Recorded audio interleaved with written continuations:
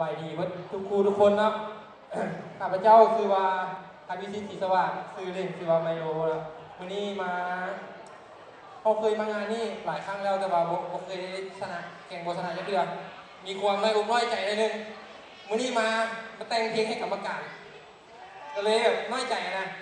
ไว้มอบของขวัญให้เพื่อนเล็กน้อยมาหลายปีละนะแต่ว่าเพลงของเขานี่สิบ่ได้เล่นกับดนตรีทั่วไปเนาะเขาสิเล่นกับบีทบ็อกซ์คืออันบอลอย่างกับบอดานะคล้ายๆกันแหละขอเสียงบีทบ็อกซ์วู้เฮ้เฮ้อ้าวอ้าวอ้าวอ้าวเฮ้ยงว่าที่ยังบอกว่าเจ๊เจ๊ยังปองปองที่โผล่นากาสีแก่แก่ว่าเป็นผู้ใดอ่ะคนใดแต่เทียบว่าสิฟิตโอเคนะเล่นได้นะแต่ว่าขอเชิญบีทบ็อกซ์เขาพักผ่อนก่อนนะตัวมือให้บีทบ็อกซ์เนี่ยข้าพเจ้ากำลังเฮียนเป็น MC เนาะกำลังเฮียนเป็น MC ก็เลยเว้าหลายหน่อยนึงวันนี้บ่ได้มาเต้นมอเพลงสิเนาะพวกเขามาเต้นกันเนาะพวกเขาเป็นทีมเต้นที่ว่าชื่อทีมมาลงกิจ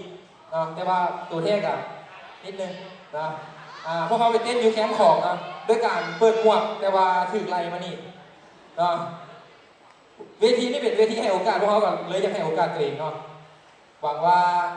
เพิ่นคือสิบ่ไล่เขาคืออยู่แคมป์ของเนาะการแสดงในมื้อนี้เนาะเป็นสไตล์แบบสตรีทเนาะใส่หมวกใครเคยได้ยินเขามาเปิดหมวกเนี่ยเคยได้ยินบ่มื้อนี้เขาถึงมาเปิดหมวกอยากให้ทุกคนนะมีส่วนร่วมกับพวกเขานะทุกคนมีส่วนร่วมยืนขึ้นกรุณาทุกคนยืนขึ้นสวยไม่รู้เนี่ยทุกคนยืนขึ้นโอ้ความใจหลายนั่งลงนะโต๊ะมือเขาจะเอาหมวกวางไว้ประมาณนี้แหละนะผู้ใดอยากมีส่วนร่วมมาบอลเล็กๆน้อยๆโอเคขอเสียงตบมือให้โลกเจ็ดเอาเสือเขาในมันละบ่ขันยังบ่เอาเขาแล้วเขาเนาะเป็นเอกภาพกันเนาะผู้ใดเอาเสือเขาในแล้วเปื่อยบอกอาจารย์ต้องเอาเสือเขาในแล้วเปื่อยมาสิเอายับเนี่ยขอเพลงเนาะ